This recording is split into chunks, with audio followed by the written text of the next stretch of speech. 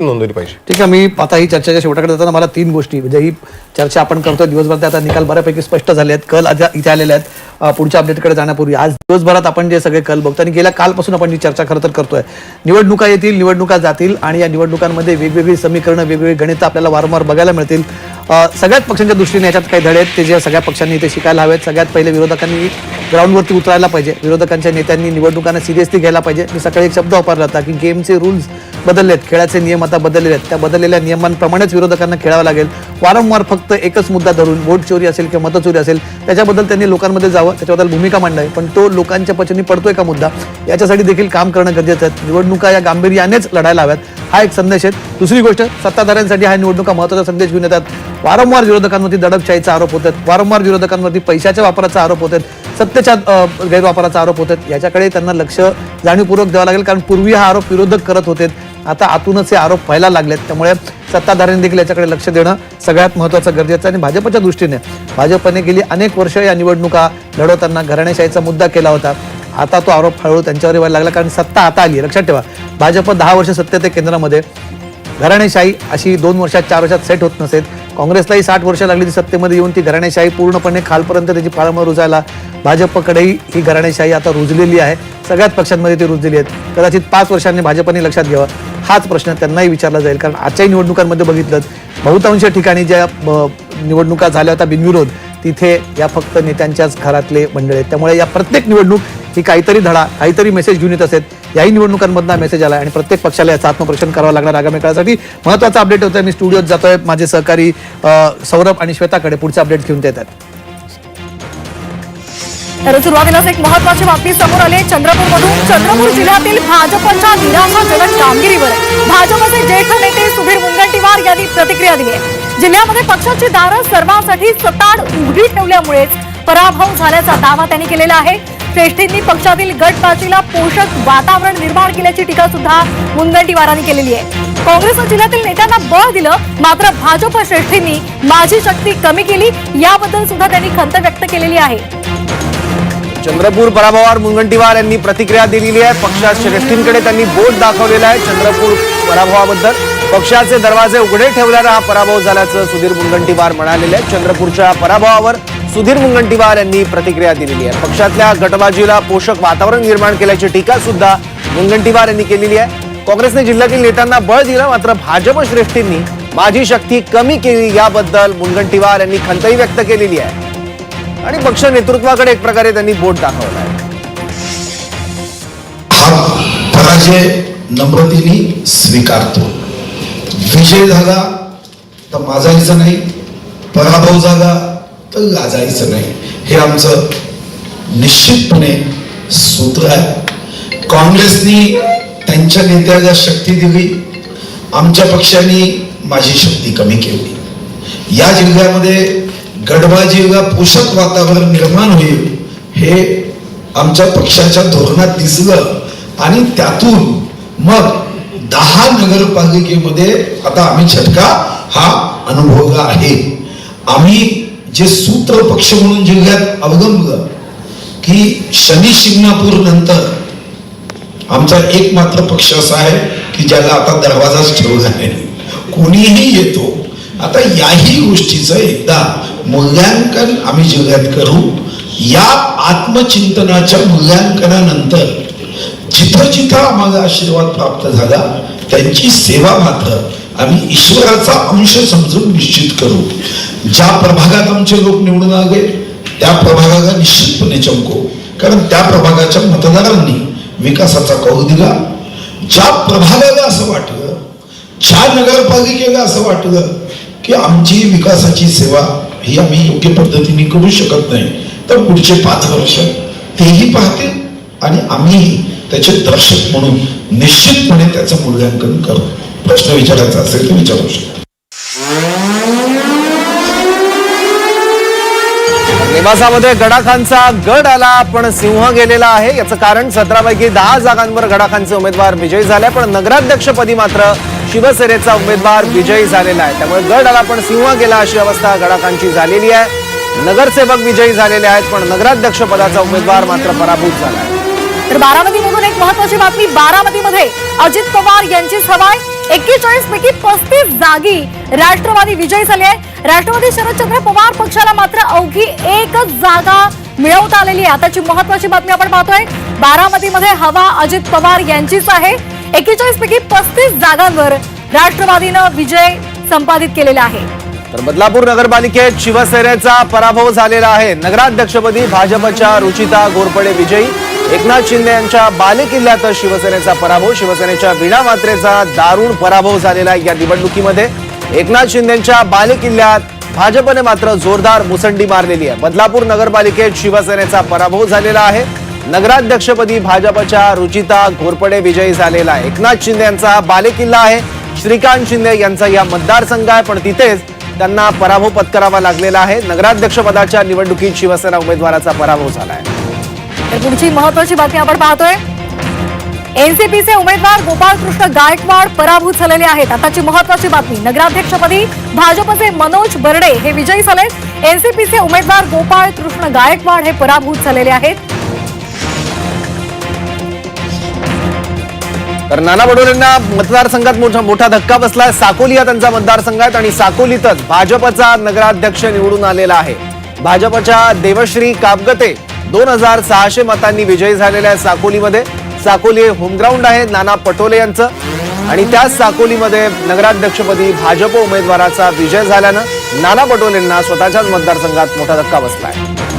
तर नाशिकमधून एक महत्वाची बातमी. नाशिकमध्ये महाविकास आघाडीचा सुपडा साफ झालाय. 11 पैकी एकही जागी नगराध्यक्ष निवडून आणता त्यांना आलेला नाहीये. त्यामुळे नाशिकमध्ये महाविकास आघाडीचा सपशेल पराभव झालेला आहे. सुपडा साफ झालेला आहे. नाशिकमधली महत्वाची बातमी आपण पाहतोय. राहुरी नगरपालिकेवर तनपुरे यांची सत्ता आलेली आहे. प्राजक्त तनपुरे शहर विकास आघाडीचा इथे विजय झालेला आहे. नगराध्यक्षपदी बाबासाहेब मोरे हे विजयी झाले. 24 पैकी 17 जागांवर तनपुरेंचे उमेदवार विजयी झालेले आहेत. तर राहुरी नगरपालिकेवर तनपुरेंची सत्ता आलेली आहे. प्राजक्त तनपुरेंच्या शहर विकास आघाडीचा मोठा विजय तिथे बघायला मिळाला. 24 पैकी 17 जागांवर तनपुरेंचे उमेदवार विजयी झाले आहेत. नगराध्यक्षपदी बाबासाहेब मोरे विजयी झालेले आहेत आणि 24 पैकी 17 जागांवर तनपुरेंचे उमेदवार विजयी झाले आहेत. आणखी एक महत्वाची बातमी.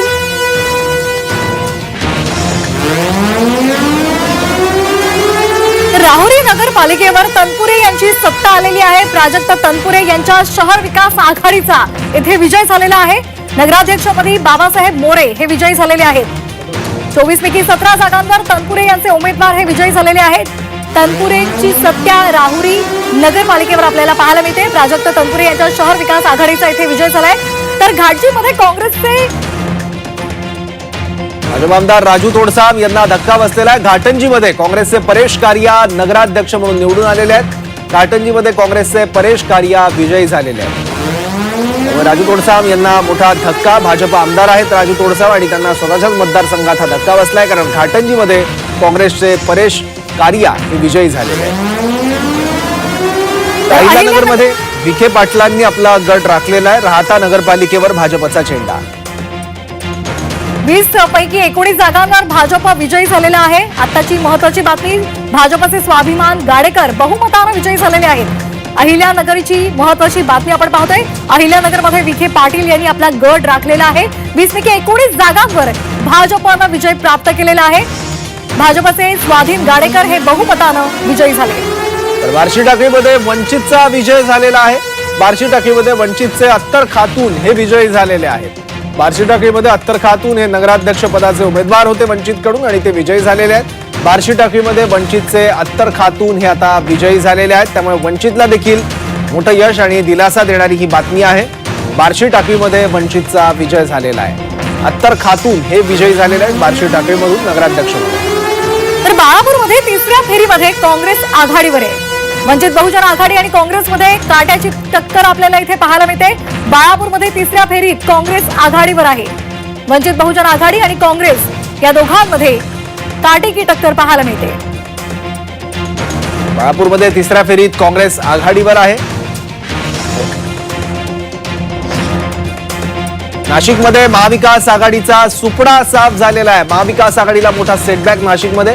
11 पैकी एकही जागी महाविकास आघाडीचा नगराध्यक्ष नाही. त्यामुळे नाशिकमध्ये मोठा फटका बसलेला आहे महाविकास आघाडीला 11 पैकी एकाही जागी नगराध्यक्ष महाविकास आघाडीचा आलेला नाहीये.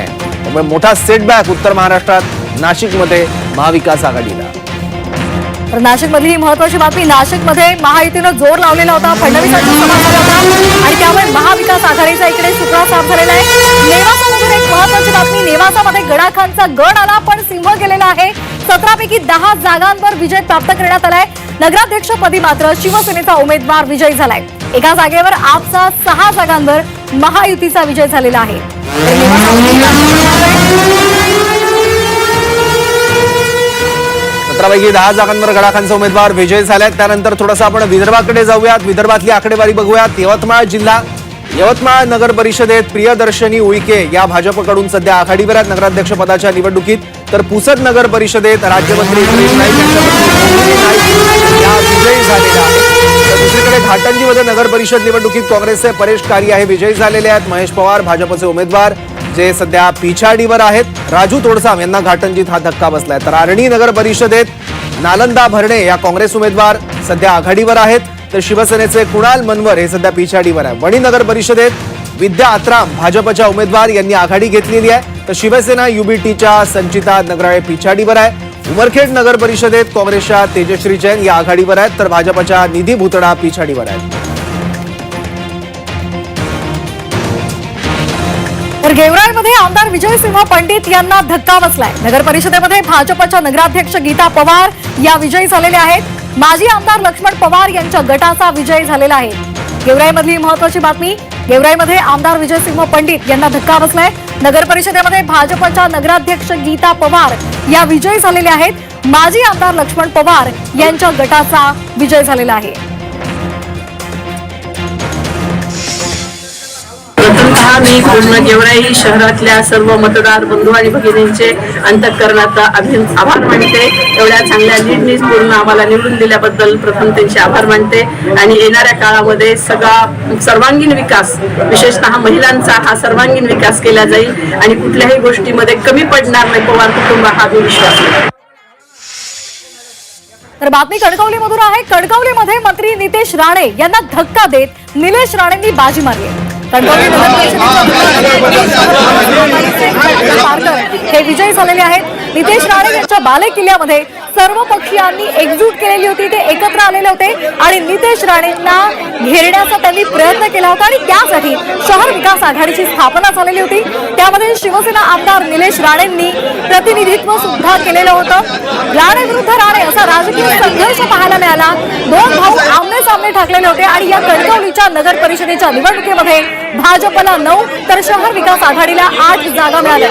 महत्वाचं म्हणजे भाजपचे 9 उमेदवार विजयी झाले असले तरी कणकवली नगर परिषदेच्या नगराध्यक्षपदी शहर विकास आघाडीचे संदेश पारकर 145 मतांनी विजयी झाले. हा जनतेचा विजय आहे. लोकांनी आशीर्वाद दिले. आमच्या सगळ्या सहकार्यांनी सन्माननीय जिल्हा प्रमुख सामंत साहेब असतील, आमचे नेते मुख्य नेते सन्माननीय शिंदे साहेब असतील, राणे साहेब असतील आणि आमच्या सगळ्या नेत्यांमुळे हा विजय झालेला आहे. आणि हा विजय झालेला आहे आणि म्हणून हा एकट्याचा विजय कधीच नसतो. जनतेने निवडून दिलाय, हा जनतेचा विजय आहे. मनापासून त्या ठिकाणी आभार मानतो. जो विश्वास त्यांनी माझ्यावर दाखवला, जी लढाई मी स्वीकारली होती त्या स्वाभिमानाच्या लढाईला खऱ्या अर्थाने